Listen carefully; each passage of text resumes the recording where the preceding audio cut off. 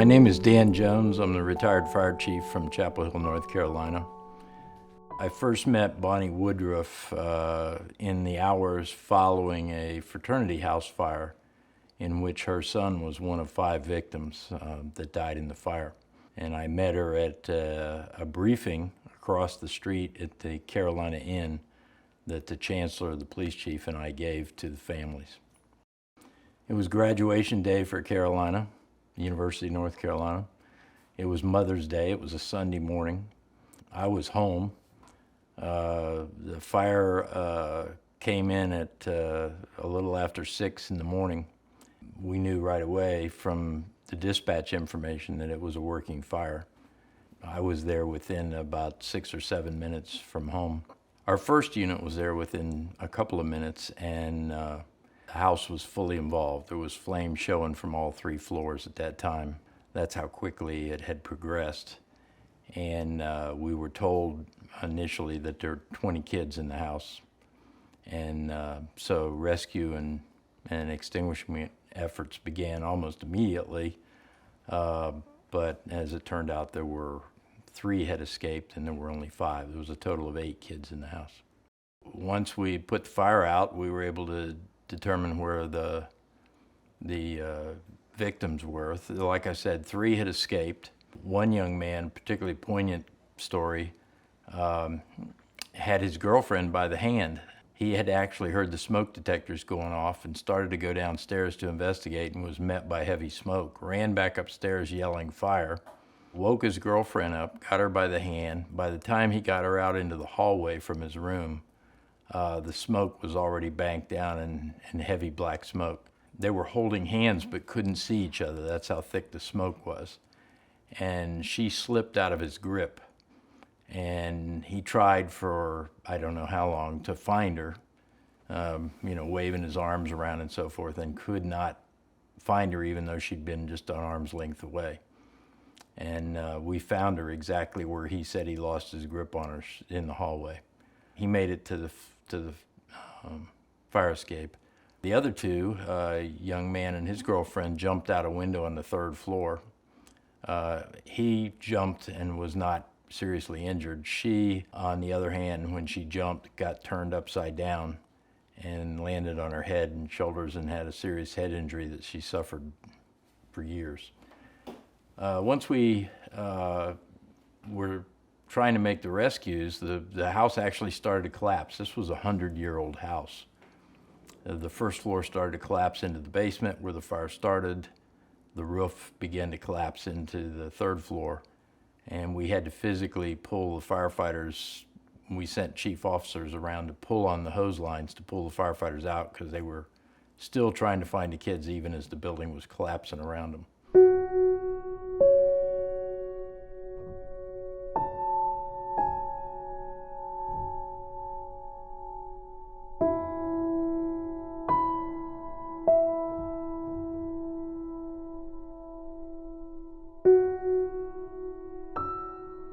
The 5 sets of parents for the kids that were lost in the fire, they actually came to the scene. They all lived fairly locally, and as they arrived and identified themselves, police officers ushered them into the Carolina Inn, and then myself and the chancellor went over to break the news to them that their child was one of the 5 that was lost. One of the hardest things you have to do is tell a next of kin, a grieving parent, a sibling, whatever, that they've lost a loved one. You kind of have a way to do that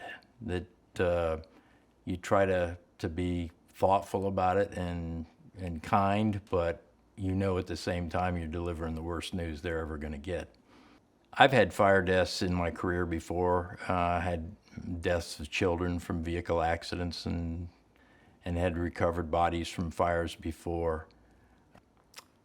I don't know why I did, but I made the statement to the assembled parents that we would make sure that their children didn't die in vain. To this day, I don't know why I said that. And I don't know what I meant by it. At that point, I didn't really know what we were going to do.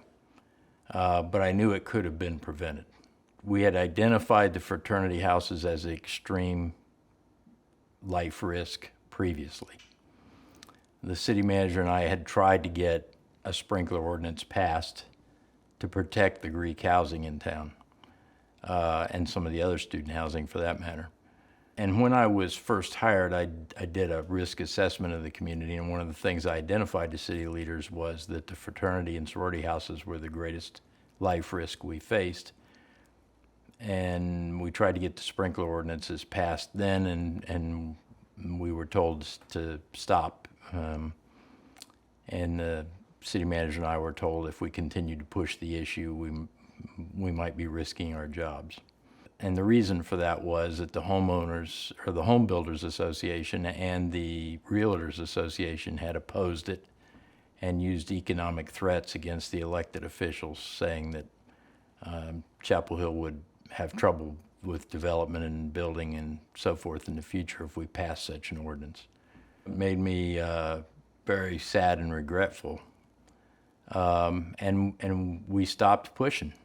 We stopped pushing for 3 or 4 years until the fire. The morning of the fire, the city manager brought the mayor to the command post where myself and one of the other chief officers were working in front of the house, and the mayor said to me, "What you were told before about sprinklers, you can forget that now and say whatever you need to say and push whatever you need to push." So at that moment, it felt like the handcuffs were off of us, and we went to work right away in some of the first statements to the news media saying that had this house been sprinklered, these kids would have survived. You learn to kind of put your personal feelings in a box and just do your job. And I know that's where I was, because later that night when I got home and started to describe to my wife what had happened, I actually broke down, which I hadn't done very often in my career. But in describing the events of the day, it just unloaded on me once I got home. And that was pretty late that night. And I knew when we started the effort to get sprinkler law passed again, the most powerful thing we could do, and I hated to do this because it felt like I was using them, but the most powerful thing to do would be to take grieving parents into the hearings in front of the elected officials, because I knew elected officials couldn't look grieving parents in the eye and say no. They can tell me or my colleagues no all day long when we say we need this or the community needs this, but it's hard to look a grieving parent in the eye and say no. And we spoke before all kinds of different groups. We spoke before fire marshals groups, and we spoke before university officials, and we spoke to individual universities. We spoke before fraternity groups, elected officials, city councils, some committees of state legislatures. We know that some laws got passed, others, the process of getting a law passed is lengthy in most jurisdictions. And so I don't, some of them we lost track of. I don't know if it had an effect or not. Some probably had a short-term effect, some more long-term effect. But we were getting the message out, and people were paying attention to the message, and that was what was important. I hate to have to say this, but in politics in our country, given elected officials a choice between public safety and dollars, they'll take the dollars every time. The Home Builders Association and other groups related make huge financial contributions to campaign funds. Fire marshals don't have money. We can't make contributions to campaign funds. Fire chiefs don't make enough money to make contributions to campaign funds. And that's what it comes down to. And it's very sad to say that that's the case, but when you look through the fire codes of the United States, and the building codes for that matter, almost every building code or fire code, you can point to a disaster or a tragedy that created that code. And I said this earlier, and I've said this 1,000 times. If you want a stop sign in America, common sense will not get that stop sign installed. You and your neighbors can point out to the local officials all day long that it's a dangerous intersection, and they'll nod their heads and smile and thank you for coming in, and no stop sign will appear. But if somebody gets run over in that intersection, all of a sudden it's a good idea to put a stop sign in. And so that's how things happen, sadly. We have sprinkler ordinances in Chapel Hill because 5 kids gave their lives for it, not because common sense said it was the thing to do. Sprinklers cost money, but not that much. You can install sprinklers in a new construction home for about the same cost as it's going to cost you to put carpet through the whole house or to put Corian or marble tops on your counters. Interestingly enough, most insurance companies will give you a discount if you have sprinklers in your home now, but they don't advertise that. They don't let people know that. I got a 15% discount off my homeowner's insurance because I have a fire sprinkler system. The needle moves, but the needle moves slowly. It's moving in certain locations. Most places have ordinances for high-rises now. Most have ordinances for things like hospitals and nursing homes and places where people can't escape. But if you think about student housing, I think you need sprinkler systems the same as a nursing home, because what do college kids do? They party. They're going to drink. And, you're not going to stop that. And when they're drinking and they go to sleep, smoke detectors are not going to wake them up. And so you got to protect them where they are, just like you do elderly people in a nursing home. Sprinklers are not required universally in fraternity or sorority houses. It's a jurisdiction by jurisdiction, university or college specific issue. The piece of this that hasn't really come into light yet is the environmental protection.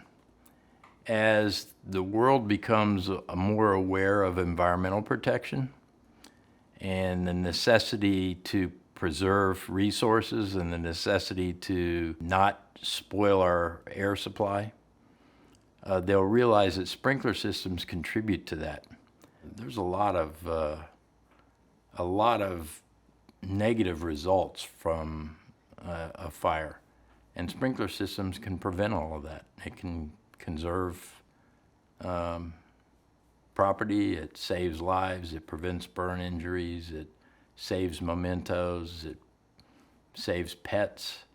Anybody who's had a fire understands the impact. Even if nobody gets burned and nobody dies in the fire, you lose mementos, you lose family items, you lose wedding pictures and baby pictures, your college diploma and things that are meaningful to you, your favorite leather jacket. Sometimes it sounds silly, but talk to anybody who's had a serious fire in their home, and they'll tell you that they lost things that can't be replaced, even if everybody got out safely. And then there's the issue of burns. Burn victims, that's a horrible, horrible injury that takes years and years to recover from, and is unbelievably expensive, the treatment for burn injuries. The average person out there, if they're going to rent an apartment, don't rent an apartment that doesn't have a sprinkler system in. When you travel, don't stay in a hotel that doesn't have a sprinkler system in it. If you're going to build a home, insist that you want a sprinkler system in that home. If you can, retrofit your home. If you have an existing home, it's a little more expensive, but not too bad. When you go into a restaurant or a show or something, look up, make sure there's sprinklers. Don't frequent businesses that are not protected. It's little things like that, and it's a learning process. So I won't stay in a hotel that doesn't have a sprinkler system. I think it will come around. There are individual communities, there are individual states that are making progress. There have been some states that passed sprinkler laws for new construction, and some of it's incremental. Places are passing sprinklers for multifamily housing, or they're passing sprinklers for duplexes, so that sort of thing. I made the statement one time in Chapel Hill. Chapel Hill is a university community, pretty wealthy community, a lot of big houses, a lot of expensive real estate. Habitat for Humanity was building 20 houses in Chapel Hill.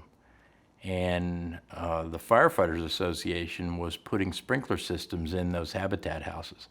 And I made the statement that the safest housing in Chapel Hill was Habitat for Humanity, not the McMansions. And that irritated the heck out of the realtors. Sometimes change comes about when you poke the bear.